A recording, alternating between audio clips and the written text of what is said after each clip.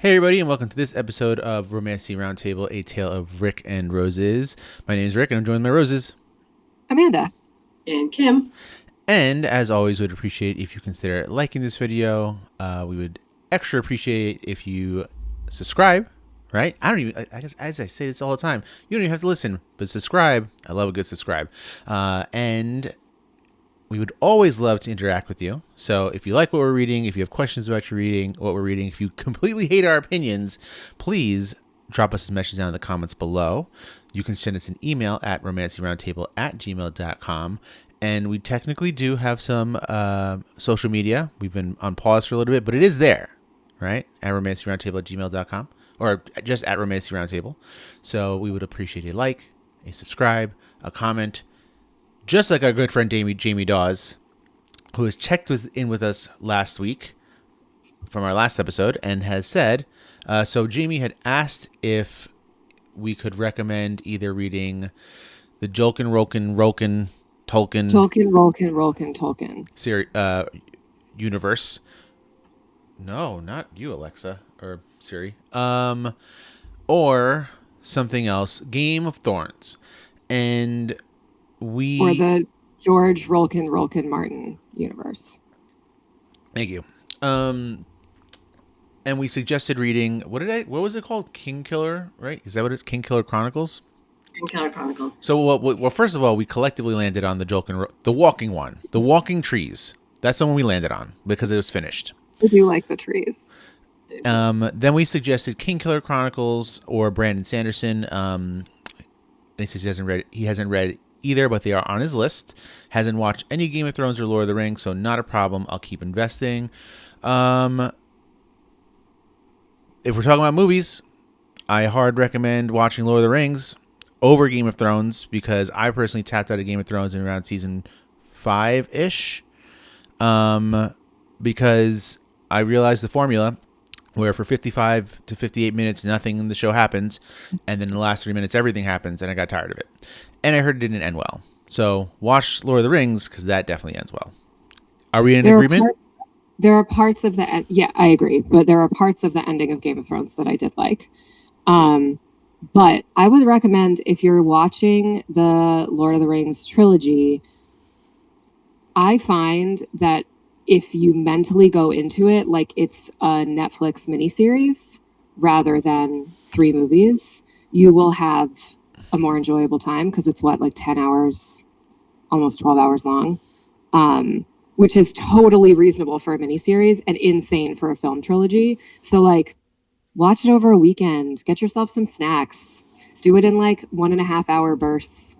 That's what I did when I had COVID last time, 2 years ago, maybe. And it was delightful. Or Jamie, you can just be like a champ, like me and Rob did back in 2000, whatever, when we watched the extendeds back to back to back. Started at 12 at noon and finished at like 1 in the morning. Right. I'm just saying that like that is easier if in your mind. I don't know. I just think you don't need to white knuckle through content. Like you can have a nice time. Also, Jamie, don't do that. It was terrible. Yeah, you don't enjoy it that way, but you enjoy it if you watch it like over a weekend. Well, yeah, no, but we had seen it already at that time. We were just deciding to do the extended. Then we have some corrections from Jamie. It's not Lysandra, it's Lysandra, which I thought, but I wasn't sure. And this one, Kim is ready to fight everyone in the world over. Oh, you too? I also don't like it, but whatever. It is what it is. It is not Yrene Towers. It is Yrene Towers, which I don't like that. But I'm honestly not interested in either of those, just because they won't ever, I just won't remember. But we're just going to call this the difference between the American pronunciation and the Australian pronunciation. Exactly. It's not, because I looked it up online too. Nope, too bad. It is going to be this. Then it can be a regional variation of this small pocket of Brooklyn calls it Yrene. The cool thing about books is you can pronounce things however you want. Right. Speaking about pronouncing things however you want, this episode is brought to you by an Americano, which is my new favorite summer drink of choice. This is when you take a shot of espresso, right, and you pull it over some ice, and then you use your steam wand to microfoam the coffee. It's delightful. This is the best drink I've ever drank, and I love coffee. Congratulations. This episode is also brought to you by my second spring cold in a month. Doing great. Did you know that we named your fan? Did you hear us when we did? Yeah, the fan that you just brought in a fan. Yes. Yes. Can you show us the fan? That fan's name is Jamie. Big fan. It's the biggest fan. Biggest fan. It's true. And when Rick gets a fan, its name will be Mel. There it is. Guys, we're in great form today. We're doing great. Am I reading or are you reading? You're back to reading. I can read. Yeah, I can read. Do you want to tag team it or you feel good? I feel good. Okay. Yeah, I feel good. Let's let Kim read. No, let's let Kim rest her voice. Kim's going to say like 2 words on this podcast today. This episode is, I keep having to look it up. This episode is part 2 of the Tandem read, which means it is Tower of Dawn chapter 8 through Tower of Dawn chapter 18. That sounds like it's 10 chapters, but it's not. It's like 1,000. I am just going to start out by saying I am struggling through the Maas verse right now. I know that I will get it together, but like reading this at this time of year for me is hard. It's dense. There's a lot going on. There's a lot of people. I'm not sure I caught everything. Like June Amanda's brain is made for hockey smut. It's not made for this. So I'm doing my best, but I'm going to have a lot of questions today. Are we ready? Mm-hmm. We start with Tower of John.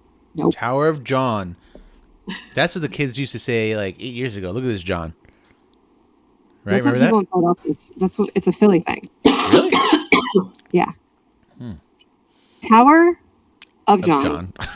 Chapter 8. Yrene shows up exactly on time to Lord Westfall's suite, still running on 2 hours of sleep after being dragged out by Princess Hussar and Renia the night before, though dragged out is generous since Yrene nursed 1 glass of wine while everyone else got obliterated. Nesrin is present, but the tension between her and Kale is so thick you could spread it on bread, and Yrene clocks it immediately and files it away like the professional she is. She gets Kale onto the sofa, pants off, and when she finally probes her healing magic into that Valg tainted mark on his spine, the darkness inside it literally screams back at her, and she nearly gets yeeted across the room by ancient demon energy. She recovers, makes Kale whisper the whole Wordgate Erewhon Valg lore dump directly into her ear while she massages his back, which is either incredibly intimate or incredibly unhinged, depending on your perspective. And ends the session by telling him that facing his emotional trauma is part of the healing process because Yrene Towers did not come all this way just to fix your spine. She's also going to fix your feelings. Yeah. Taka, you got something to say? I like this. I like that you can't fix somebody physically without fixing them emotionally. I think that's accurate. And this is, well, since you've said it,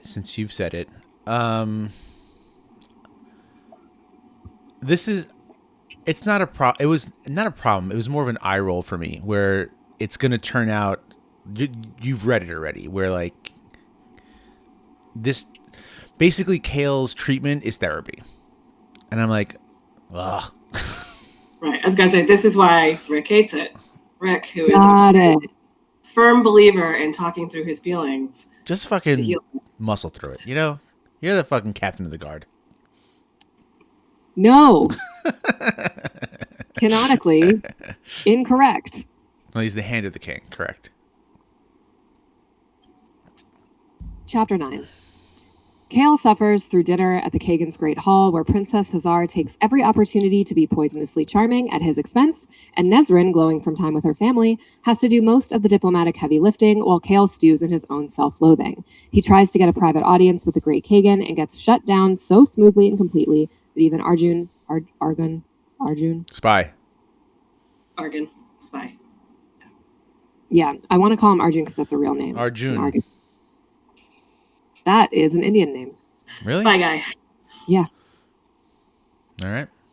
Is smirking about it because the Kagan is grieving Tumlin and Kale. Okay. Princess Lesbian. Thank you. while Great Dad gets shut down. While Great Dad is shutting down Kale, and Spy is smirking about it because Dad is grieving dead daughter, and Kale picked possibly the worst moment in recorded history to make his pitch. The real win of the evening is Kale and Nezrin working out a silent signal through small talk about Prince Sky dawn flights on his ruck bird. Sartak is his name. Sartak is his name. I know he's important. The bird is Kadara. Kadara. Okay, Prince Sky and his ruck bird, essentially scheduling Nezrin a covert breakfast meeting with their best shot at an alliance without saying a single suspicious word out loud. The girls at the table are playing chess while Kale is still learning the board, but at least he's starting to read the pieces. All right, Kale, you got it, buddy. Chapter 10. Yrene is deep in the... Look at him. Bartholomew, what do you think? We got a Bartholomew sighting on screen. He thinks... he's got lots of feels right now. Yrene is deep in the Tory library during a midnight thunderstorm, elbow deep in ancient texts that head librarian Nusha dug up, including a 1,000-year-old Elwi tome called The Song of Beginning, and discovers illustrated proof of everything that Kale told her. The Word Gate, the three Valg kings, Orcus, Mantix, and Erewhon, and the horrifying process of Valg possession, where a demon is literally fed down a human's throat until their silver eyes go black. I would just like to say, that's how it happens in Supernatural.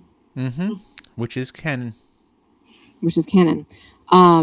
Just as she's processing the existential horror of it all, she realizes someone is stalking her through the stacks, and then she trips over the body of the young healer she'd comforted in Silba's womb just hours earlier. That's like a spa. Mm-hmm. Yeah, sure. Yeah, I accept that. Like a bathhouse? Yeah, I like that. Yeah, like a religious experience. Yeah, it's like a bathhouse. Yeah. A chalice is like a cup. A chalice is like a cup. A womb is like a bathhouse. Anyway, this girl is drained completely to a husk in a way that's unmistakably Valg. I thought you were going to sneeze. No, I heard a noise and I had to check and make sure I wasn't breaking anything.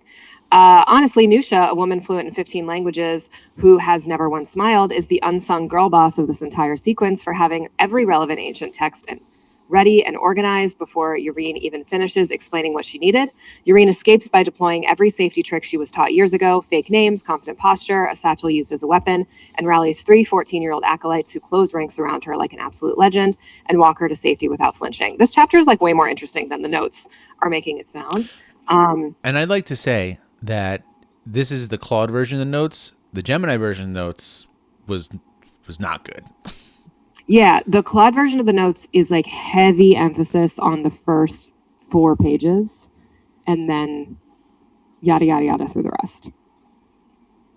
Rick liked him. The Claude, No, trust me, that they sounded like him. the Gemini notes were not. They didn't even mention the dead body.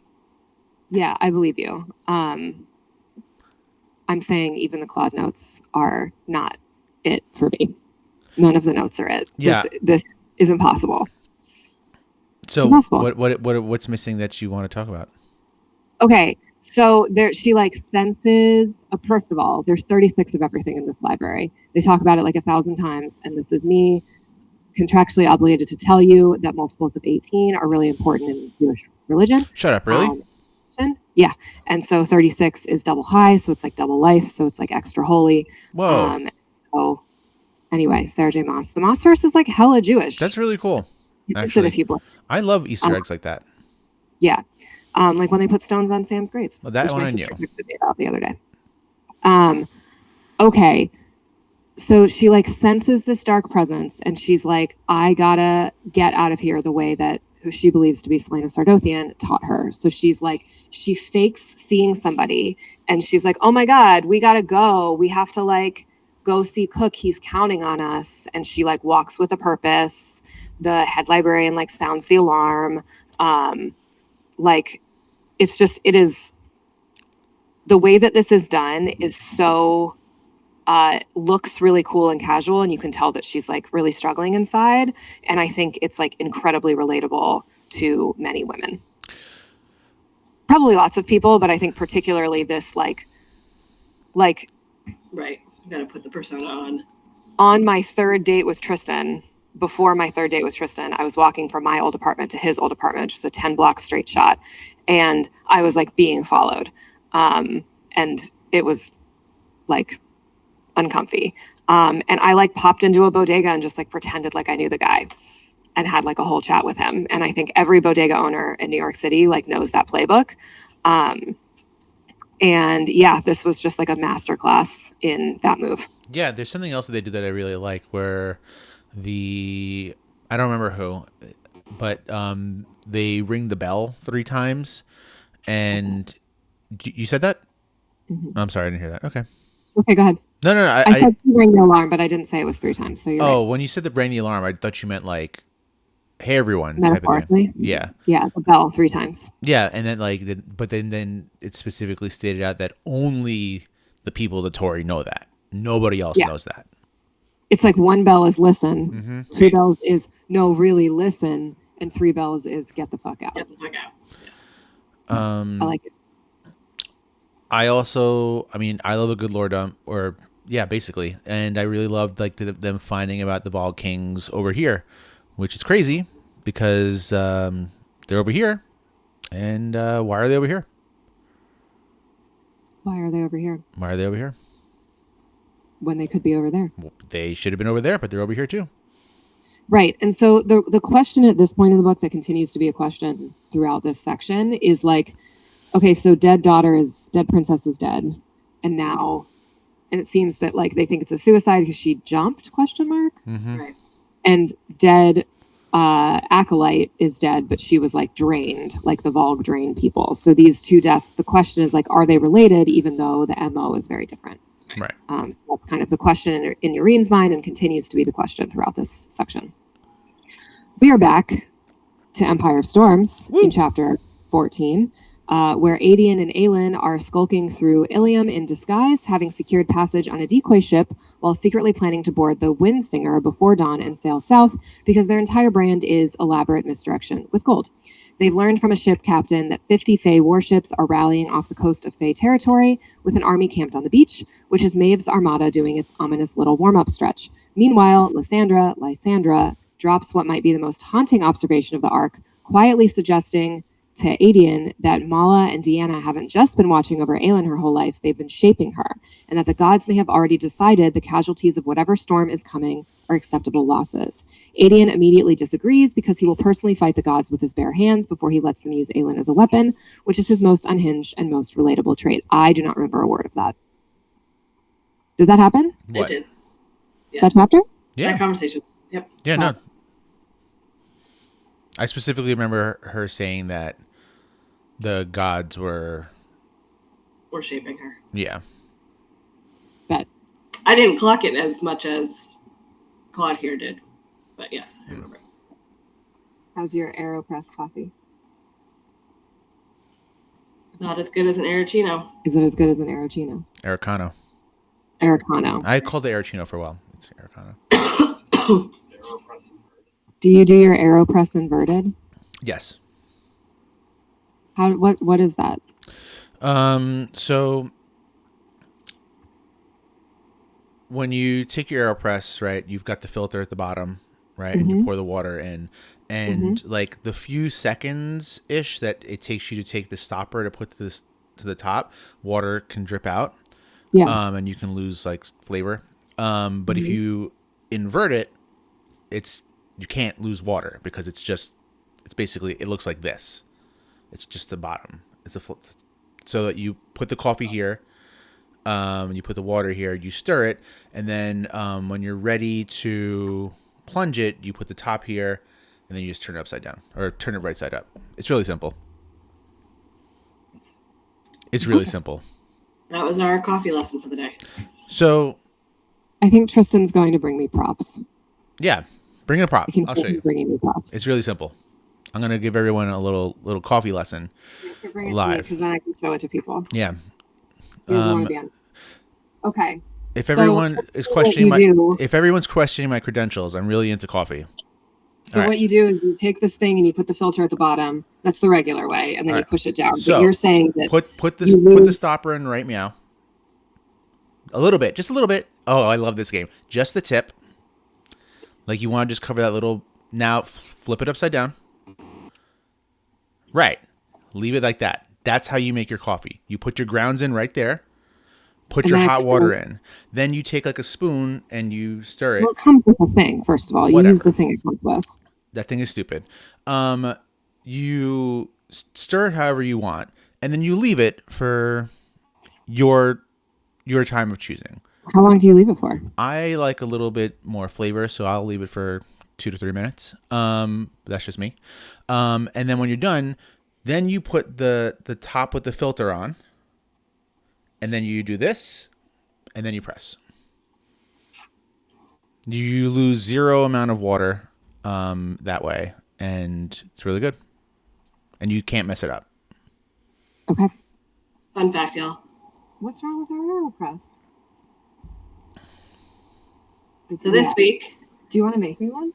We lost. Yep. This week we lost 3 subscribers, and it's probably because of this. I don't think it is. How many are we going to lose this week because we just spent 5 minutes talking about coffee? This episode is brought to you by Inverted AeroPress. Chapter 15.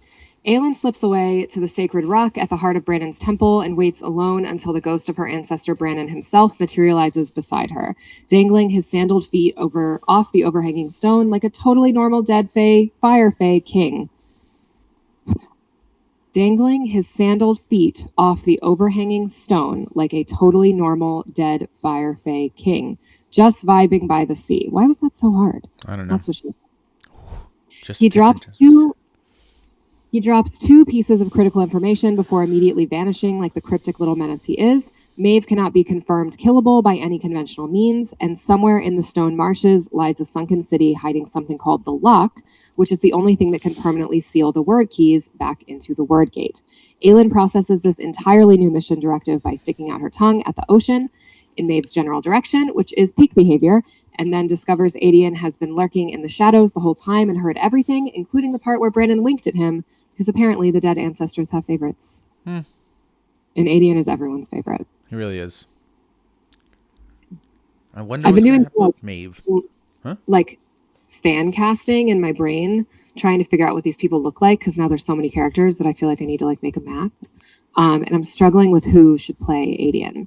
It is important to note that this fan casting is rooted solely in vibes, and that I do not like. We can be casting like a Brad Pitt from the 80s and an actress as she looked in a television show last week. Like, that's all allowed. Can the same person play the same role? No. Why? Can the same person play 2 roles? Hold on. Hear me out. If we're doing like timeline jumps, and we're casting this.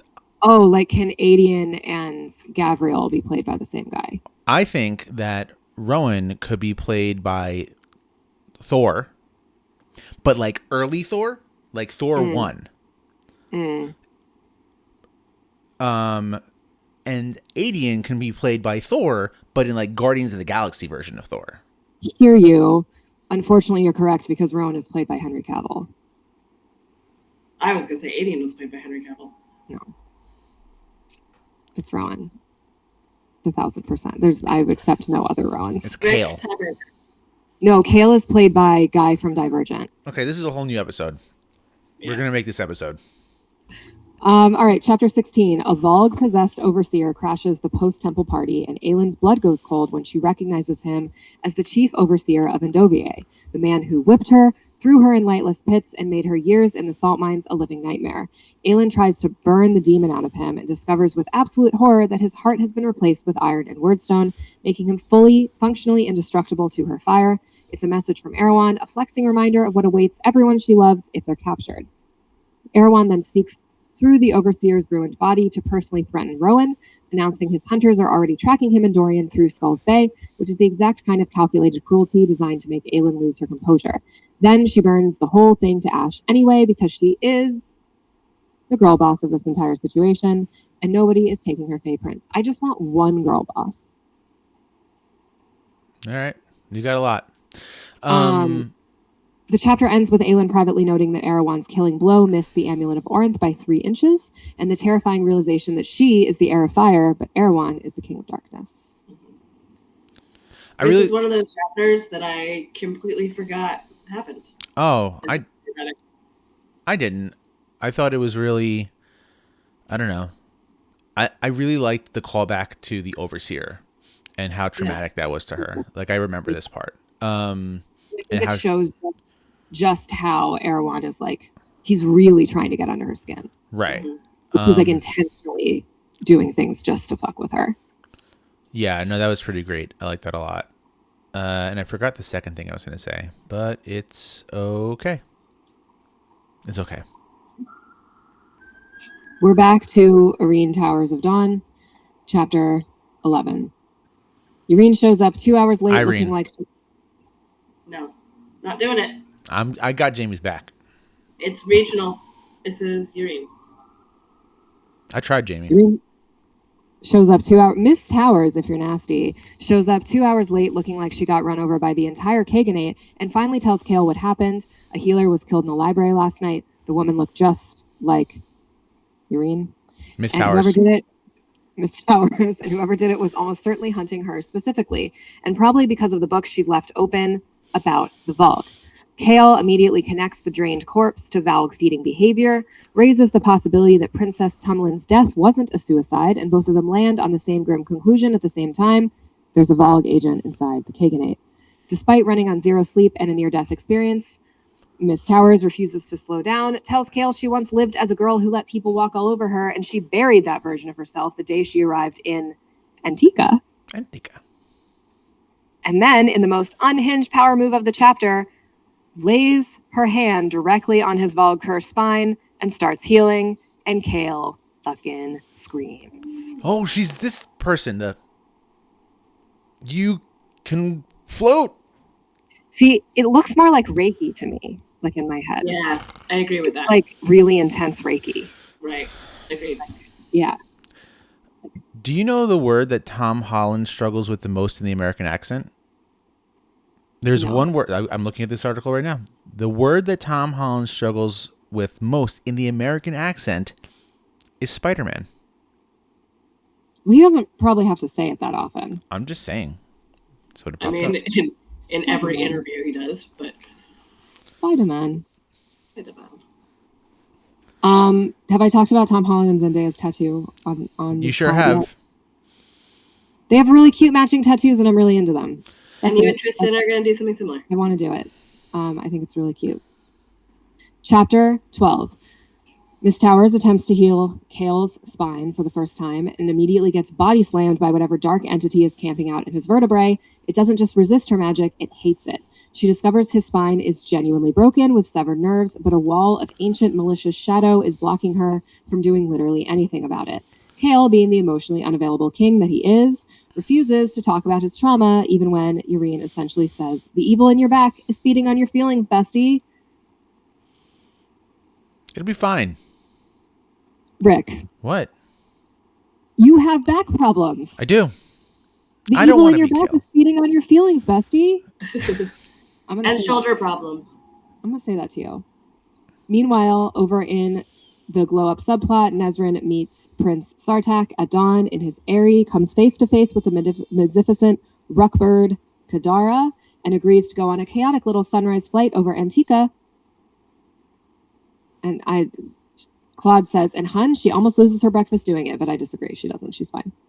Well, she didn't because she purposely says I didn't eat breakfast, and she's happy she didn't. I'm not calling her hun either. No, gross. Hen. And also, it's like a lovely ride. They're having like the best time. It's cute. It's cute. I'm here for it. Okay. I forgot what I was going to say. I have a note. Is it on this chapter? Also, for some reason, Sartak in my head is Sadak, and I can't change it. There's not even a D in there. I think it just my eyes have just combined the R and the T together. All right. And so it is Sadak in my head. That's a game. Sorry. What? I went to open my notes and hey Tristan, can you come here for a sec? Sadak is a game that they play in Star Wars.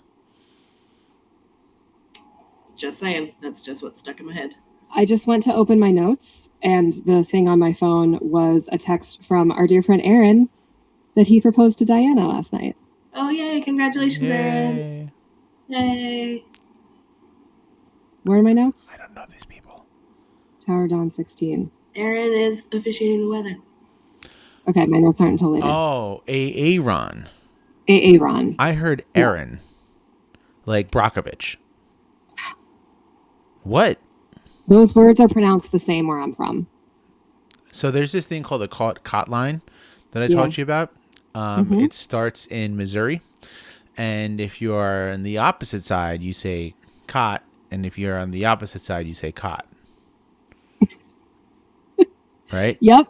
That's 100% accurate. I have no notes. Chapter 17. Manon spends the night before Astron's execution, sharpening Windcleaver against Abraxos's warm side, preparing to invoke the words of request so she, not the Yellowlegs Coven, can deliver the killing blow, the only mercy left to give. At the execution, Astron shows up beaten, blood-soaked, and smiling with the energy of someone who has zero regrets, clocking that Iskra has to chain her up to beat her, while the entire 13 stands behind Manon like an unbreakable wall and raises 2 fingers to their brows in the salute of not a wing leader, but of a witch queen. Can you show me what we think this looks like? I think it's either this or this. I thought it was kind of like Hunger Games.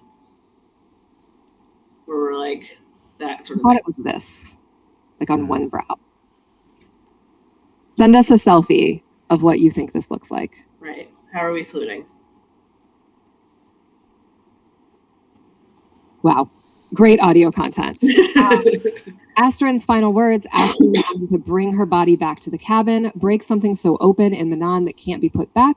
And in that moment, she understands there are forces greater than obedience and brutality. So Manon Blackbeak gives the 13 one last order, run, and brings Windcleaver down on her grandmother. And when I read this, I started doing this. And Tristan said, oh, good. People are fucking that she is rooting for. And I said, no, it's better than that. I knew it. She wasn't going to kill Astron. Guys, again, like I knew that the 13 ran away, obviously, at some point. Totally blacked this out. Totally forgot how this happened. Come on. This is... I love the shit out of this chapter. Like, it's so freaking good. How did I forget this? How did you forget this? This is like... I don't understand how you forgot this. I don't know how I forgot it either. But I read it and I was like, so like in it again for the first time, which was great. Also, nice. Mm-hmm. When you forget things, you can just read them again and it feels like the first time. But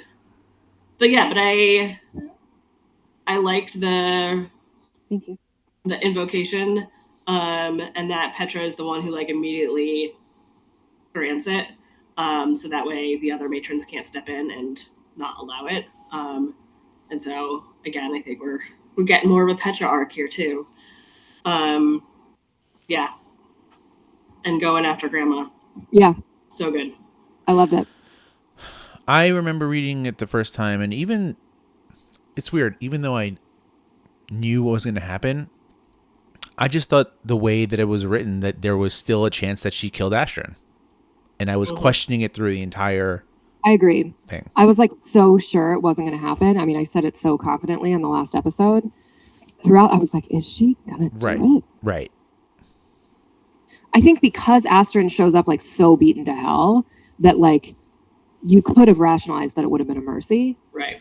And like the whole like words of request, like obviously that's the motivation behind the words of request.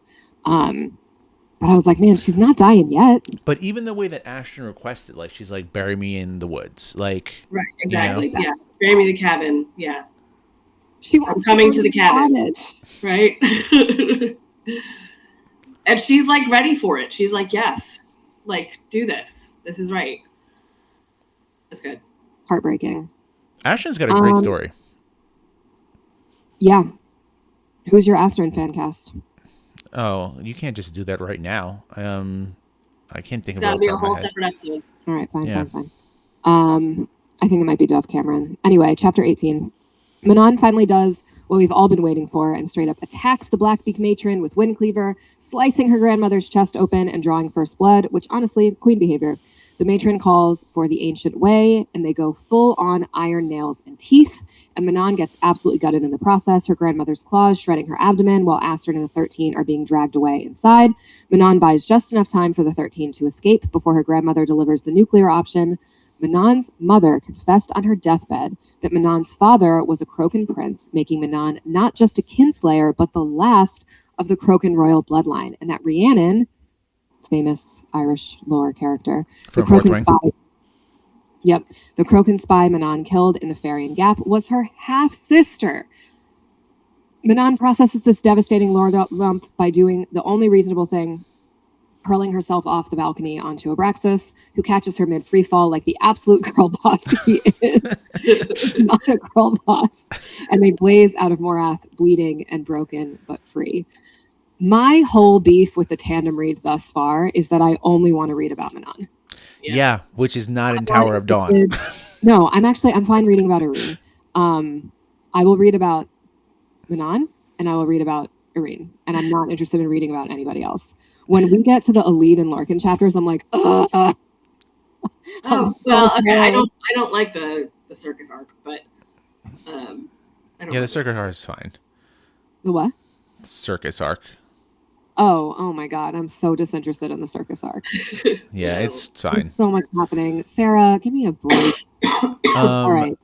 Wait, pause. We got to talk about this. This is crazy. This is huge, right? She's I was queen. mad. I was mad Matron's not dead. Too convenient. But she's queen. She's queen of the Crocans. Mm-hmm. She's queen of the Blackbeaks because she says she's like, I am a Blackbeak. Right. She's queen of the witches. Yeah, but the matron revoked her there. Sure. Yeah. Sure. So we've got the Queen in the North. We've got the King of Adarlan. We've got the Fairy Queen. We've got a Witch Queen. We've got the Kagan. And we've got the King of Darkness. Do we have any other deity or any other royalty here? We've got a lot of lords. We have gods. We have a lot of princes. Yeah. But do we have any other like kings or queens? Or the whole cadre are princes. So yeah. We actually do, but I won't say and it. Rowan's a prince. Rowan's a prince. Rowan's a prince. Right, well the whole cadre is. They're all princes. Oh, cadre. I thought you said Kaganate. And I was like, yeah. You're missing one, but I'll pause. That's it. Like how I received a Crescent City spoiler that I didn't know was a Crescent City spoiler. Probably. What was it? When I texted you guys and I was like, Bryce is a middle child, confirmed. Right, and you I were was both like, it's a stretch. And I'm like, is it more of a stretch than checking off end of summer deadline? Because I have to read Crescent City by the end of the summer. Right, and that's why I said it's complicated, but you could. I will be using the Crescent City books for middle child's podcast and end of summer deadline. So I actually want to say I don't think you can use Bryce as a middle child. However, huh? Yeah, you can. Doesn't matter. Really? Yeah. You have to tell me that later. Text you. But you would be able to use middle child in the second book. Well, you can use middle child here because lesbian is the middle child. Sure, okay. there's a bunch of middle children here. You can really, like, so far, Empire of Storms counts for every box on Ripped Bodice Bingo. Wait, all right. So I loved the callback to her killing her half-sister. That was crazy. That was crazy. You know, like Rhiannon. The matron's fucked up. Dude, she's, I mean, like, I know we keep being like, and they're the big bad, but like, there's a lot of bads. We've talked a lot about like witch morality. And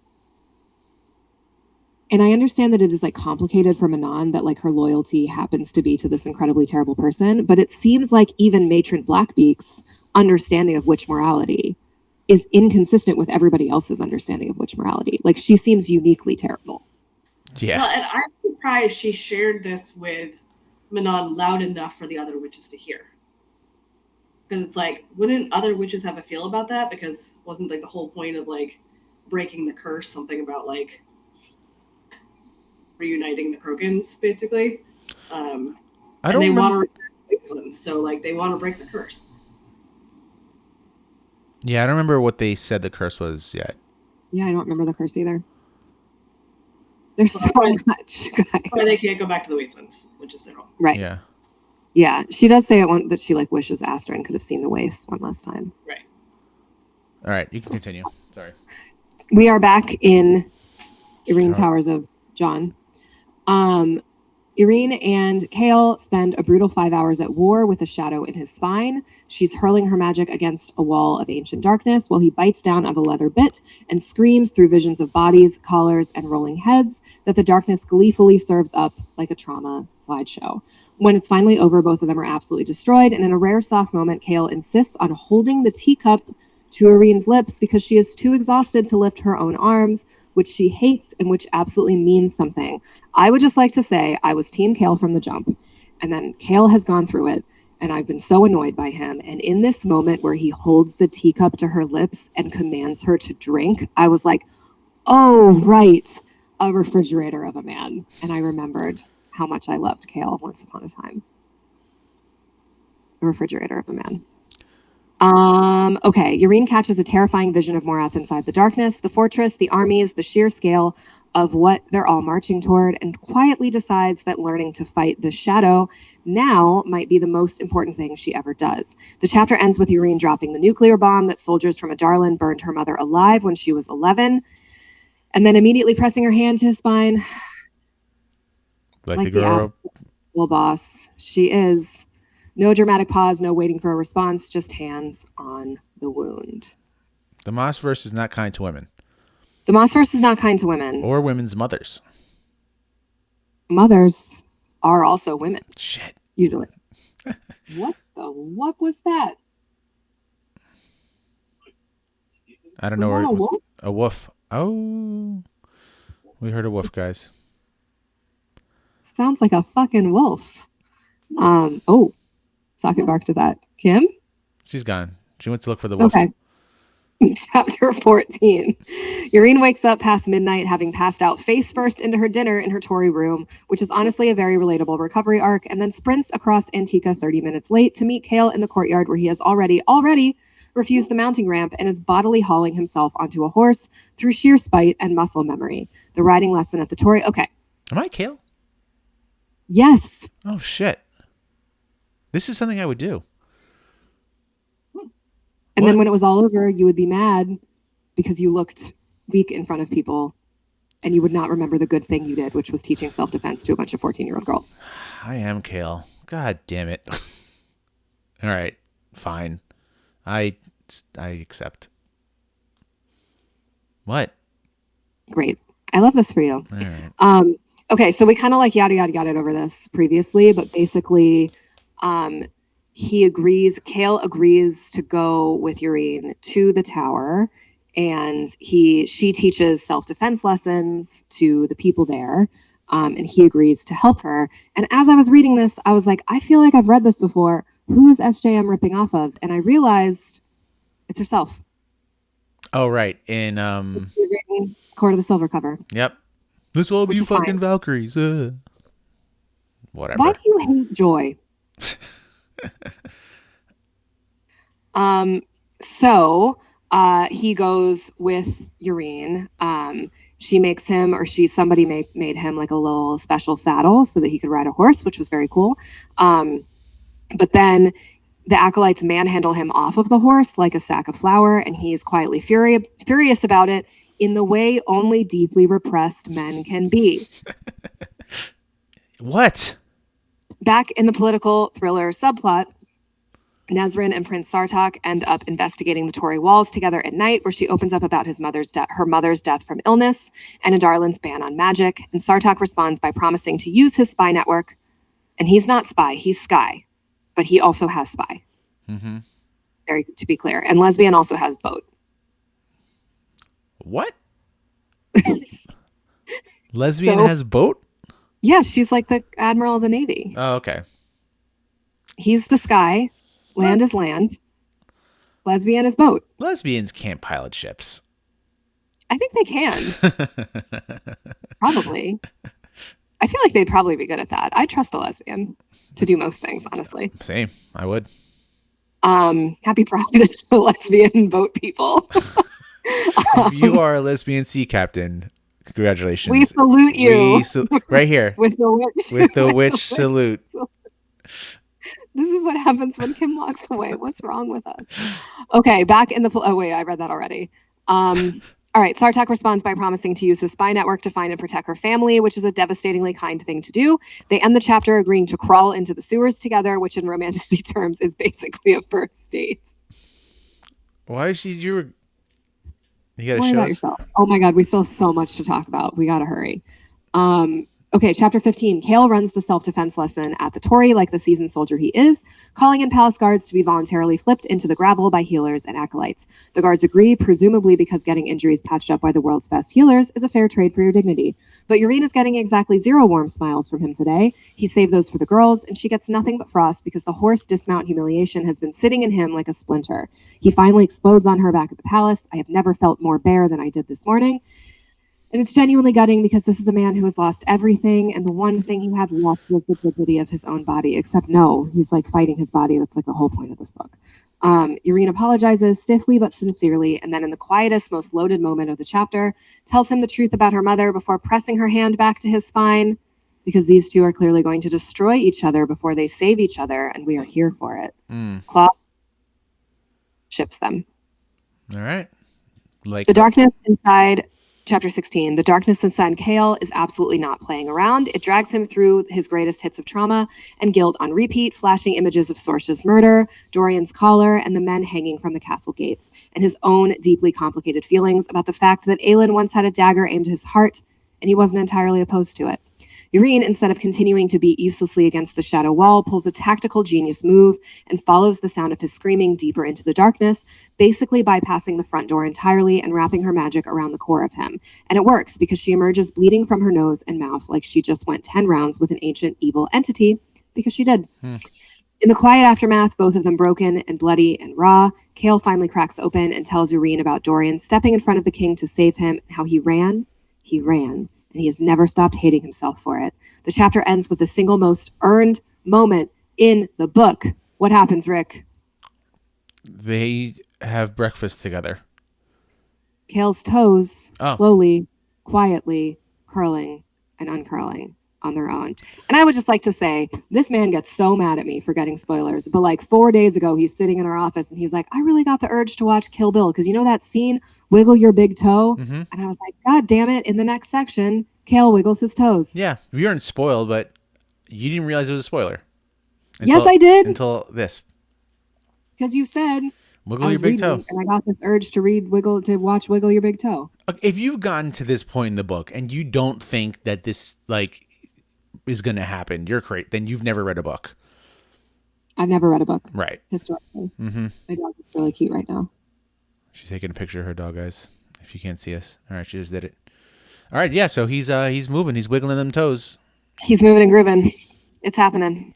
Healing is happening. Welcome back, Kim. Hello. Chapter 19, we're back in Empire of Storms. A lead lock-in on board. Just skip it. Lead Lock-in's been playing... Right, you read it. I got to pull it up. Okay, a lead Lock-in's been playing dumb for 2 whole days, trekking through Oakwald with Lorcan, letting him think she's just a grateful little prisoner while internally cataloging every suspicious thing about him. The hidden object under his jacket, his weird reaction to hearing Aelin's name, the fact that he was literally hunting her before he saved her. When they hit the Acanthus River crossing and spot a Darlanian guards inspecting every single traveler, Alid improvises a masterclass in social engineering. She disguises herself as a married woman, scouts a carnival troupe called Molly's Crew at the tavern, name drops the Carnival of Mirrors and Baba Yellowlegs to earn their trust, and talks Lorcan, a 500-year-old Fey warrior, into playing her husband. Lorcan is absolutely scandalized by this arrangement and spends most of the scene silently fuming that this slip of a girl just lied them both into a job, while Alid is busy using her body, her brain, and borrowed confidence from Manon Blackbeak's memory to charm an entire wagon of strangers. They cross the bridge safely, and the guards never once asking about a woman with a limp, and Lorcan realizes with dawning horror that Alid isn't grateful or naive. She's a ruthless little tactician who will absolutely use him and spit him out. See, I like this only because I like Alid. Like, I don't care about the traveling carnival, but we talked about this with Yrene of, like, being able to put on the face and sort of know how to manipulate people around her. And I think she does it really well of being like, I know how to disguise myself or at least look different enough from what people assume that I am. So I appreciate that. Lorcan just comes off as a whiny bitch.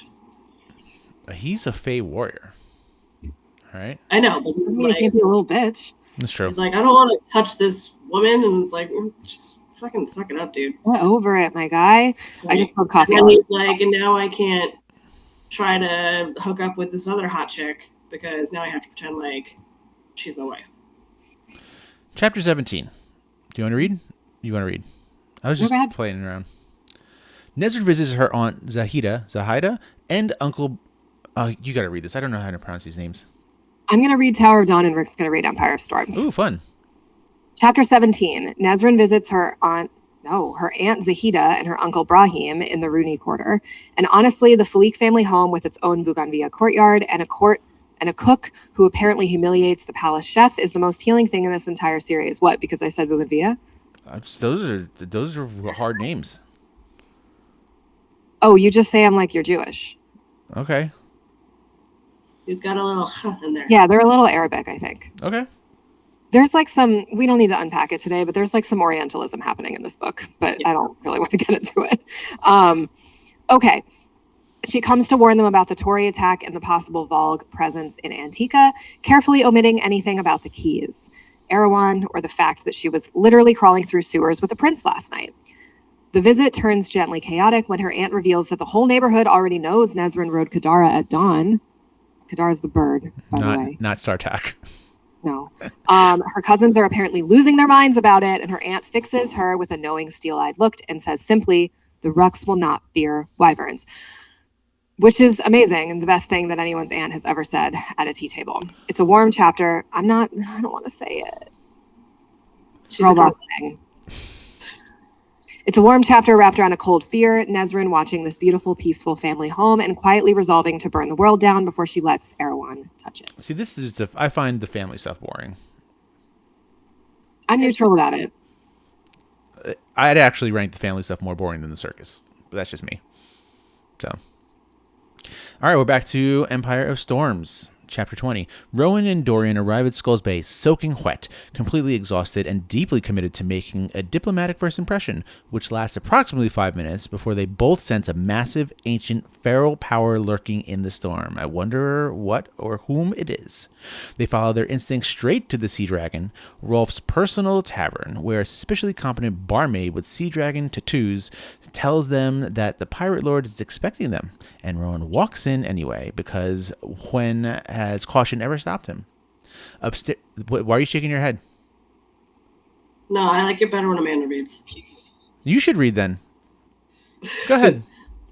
I have to read the names at graduation in 2 days. I have to protect my voice. Oh no. All right, you finish reading. I quit. Oh my god, I don't even know where we are. Upstairs, Captain Rolf drops the casual bombshell that Erewhon/Parrington has officially declared Dorian a traitor, stolen his throne, and named his creepy little brother Holland as Crown Prince, giving Dorian approximately 0 seconds to emotionally process that before the plot moves on. That's true. 2 golden-haired Fey males then walk through the office door, radiating ancient power. One of them smirks at Rowan's current haircut, and Rowan's diplomatic mission immediately concludes with a dagger in the wall. Chapter 21, Rolf turns out to be a youngish, elegantly dressed pirate lord. He's also a dog muppet, who keeps his legendary tattooed hands hidden under cracked leather gloves, and has decorated his entire trophy tavern with the sterns of ships he's conquered, which is unhinged behavior, and we respect it. He confirms that Erewhon's forces have been using Valg-possessed crew members to infiltrate his operation, and that sea wyverns now control the eastern archipelago, and that he basically has 4 surviving crew members and absolutely 0 interest in dying for someone else's war. My notes for this chapter say sea wyverns. It's a new type of wyvern. Also, we don't have dragons in this universe. We only have wyverns. So why is the boat called the Sea Dragon and not the Sea Wyvern? Maybe there were ancient dragons somewhere. I don't know. No, these are, I picture these as the Loch Ness Monster. This is Ness. Yeah, Nessie. Which we know what Nessie actually was, right? A stick. A whale. Whale penises. Go look at pictures of them. They're huge. Dorian actually steps up here, correctly identifying that Rolf lost men to Valg possession and using that Greek to crack open a real conversation about Erewhon, the word keys, and what's actually coming, showing more political instinct than he's maybe ever demonstrated. The chapter ends on the arrival of the 2 mystery fae males. Wait. This is the same chapter.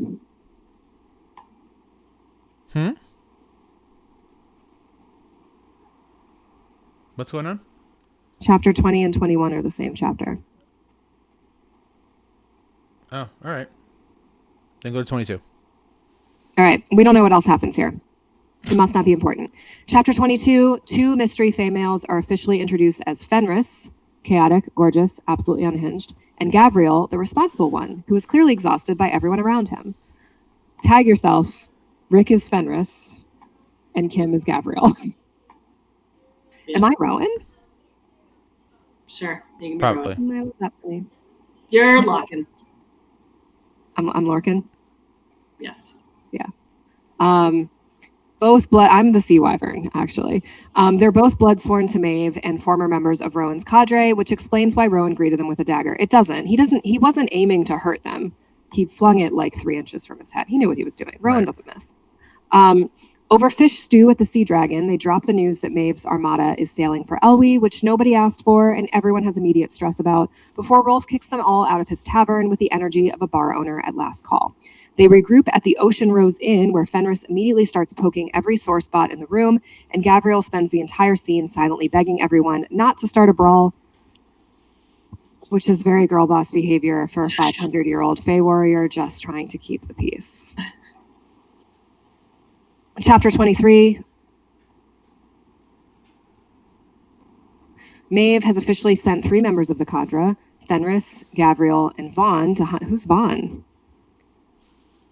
Here's another one. Great. To hunt down and kill Lorcan for going rogue, which means... Oh, Vaughn is the osprey. Thank you. He's the other bird. He's the other bird, yes. Situation's gone from complicated to everyone is on a kill list. Rowan, running on fumes and sheer spite, negotiates a deal on the spot. Fenris and Gavriel fight for Aelin's cause, and in exchange, Rowan will eventually deliver Lorcan to them. Then drops the nuclear option that Gavriel has a son, leaving the stoic warrior absolutely shattered and slack-jawed in a doorway. Rowan closes the chapter by threatening to help Lorcan kill both of them if they breathe a word about Adian's parentage to Maeve, which is the most unhinged peace offering in recorded history, and yet somehow it's going to work. Mm-hmm. We're back to Tower of Dawn for our final chapter in this section, Chapter 18. Yrene gets summoned to Princess Hazar's rooms for tea and carob cookies, where she learns that their entire friendship began because Hafisa once spent several days magically extracting a truly spectacular tapeworm from the princess. We didn't need to know this detail. We didn't need to know this.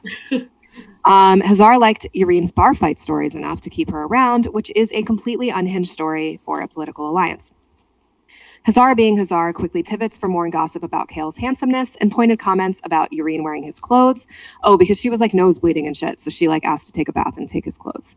To pulling out a military map of the entire northern continent, showing Yrene just how lopsided the war already looks, with Periton's forces stretching like a black wall around the middle, while Terrasen has a sad green little cluster up north.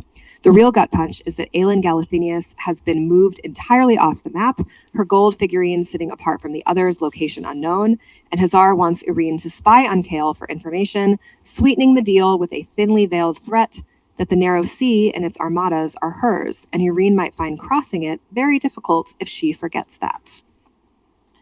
Yeah, she goes from like friend to frenemy super fast. Real fast. Mm-hmm. Real fast. And that's it for this section. My only other note for any of these sections is that the way that Yrene is talking about like confronting the darkness in Chaol and fighting it feels a little like the way that Kaltain described eating the Valg. Yeah. Like one bite at a time. And I thought that was kind of interesting. And chapter 18 does feature my favorite quote so far in the book, which is when Princess Azar lost a bunch of weight because of the tapeworm, and then Yrene showed up and she was eating a bunch of sweets. She said that she, quote, needed a fatter ass for her lover to grip at night. There she is. Yeah. There's Sarah. That's right. So what do we think is going to happen next? All right. Who are all of our people? So Manon's with the 13. They got to run away and start their own situation. Where are Alien and Aiden? They're on a boat. They're heading towards Skull Bay. Yes, because they're on the boat that they took out of. Does Rolf know that Aelin is Selena Sardothian? No. Okay. Does Rowan know that Selena Sardothian fucked up Rolf's shit? Yes. Yes. Okay. That's going to be tense. I don't know if that's going to happen in the next section just because there's like so much going on. But that's going to be an issue. Maybe Gavriel and Adian are going to meet soon. That would be cool. Who else do we got? Maeve. Oh, Maeve is coming. What? I think. Which side is she on? I think Aelin she's on Maeve's side. Yeah. Maeve is on Maeve's side. Maeve is on Maeve's side. She's not. This is not a good and evil situation. This is a. But she's a rogue agent. She's If it's the good, the bad, and the ugly. Yeah, if it's the good, the bad, and the ugly, she's the ugly. Erewhon might be the ugly, but they're both bad. I mean, like maybe she can be persuaded, but I think it is more likely that Rowan is going to manage to get all of the cadre away from her, most of the cadre away from her, than it is that. I think Rolf is the ugly. He's just a Muppet. He's just a Muppet. He's a Muppet of a man. Yeah, but Rolf. He's a very manly Muppet. But the ugly was essentially a good guy, sort of. Oh, I don't actually know. It's one of my favorite movies. I'm happy for you. As the phrase also, yeah. Who else? We're going to the circus. I don't care about that. But Lorcan and Alita are going to hook up. They're already fake married. That's like my third favorite trope. Irene's going to just keep chipping away, but until Kale is willing to face his fears and his trauma, nothing's going to happen. It's interesting because intrigue happening in the Kaganate. Yeah, it's interesting because it feels like Empire, like we're used to all of our characters being in different places and like the perspective switching. So I think that's why the tandem read feels like it doesn't really feel like two different books.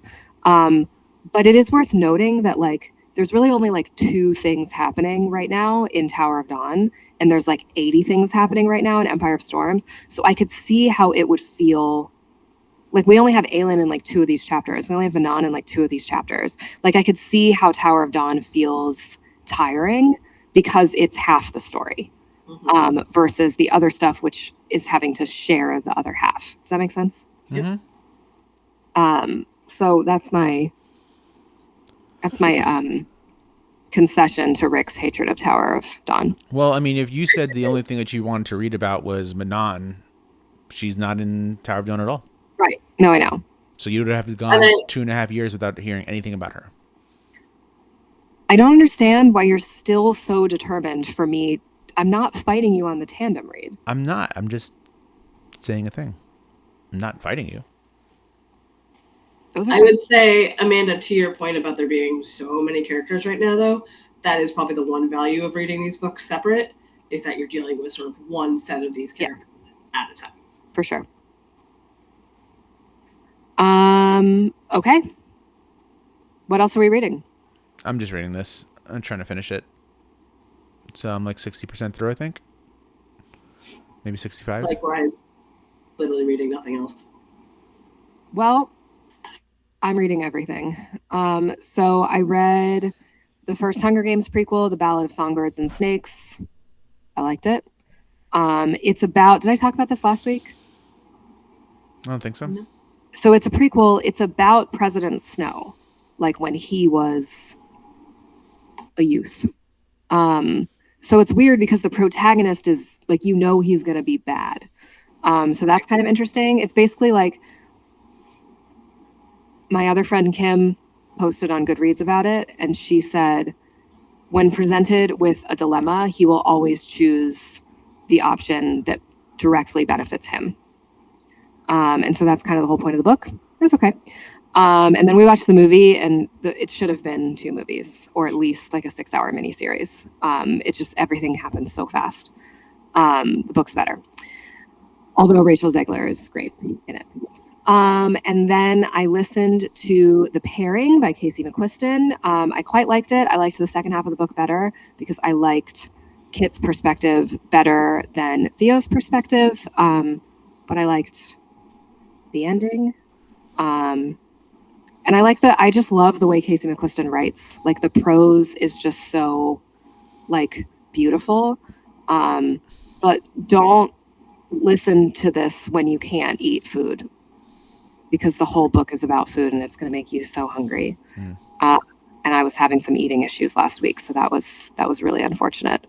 And now I'm reading this, and I need to do Riptobatus bingo. So yeah, it's going to be a real be a real photo finish this summer for the bingo. I got to read the whole Maas verse. And the Maas verse is the equivalent of, ChatGPT told me it's the equivalent of what I have left. So the remaining 2/3 of the Tandem read, plus Kingdom of Ash, plus the 3 Crescent City novels, is the equivalent of 10 to 12 of the romance novels that I read. It's fair. Yeah. And I still need to read like 10 to 12 romance novels. So. You hit over 100 books last year. You can do it. I know, but I have to work in July or in August. So we'll see. You were working in August last year anyways. That's true. We'll see. I think you do it. I need to like not go crazy about it, but the books that I have queued up to read, I like genuinely want to read. So we'll see. All right. I like the Queer Golem on a Road Trip that I sent you last night. Dude, that looks so good. When does it come out? August? Oh, I thought it was already out. No, I think it comes out in August, but it's by the same author.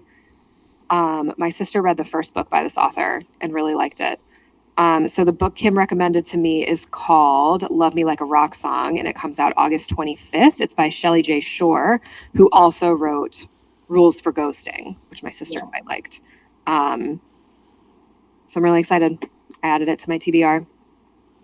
And maybe I'll read Rules for Ghosting first, but maybe I won't. It was a Kingdom of Threads recommendation, so Hilary isn't offended. We love Kingdom of Threads. Okay, your homework, dear friends, is to read Tower of Dawn, chapter 19, through Empire of Storms, chapter 31. Is that correct? Yes. And you're going to stop when you see Empire of Storms, chapter 32. You should be about 50% of the way through the book, 51%. We're getting there. Excellent. Bye, everybody. Bye.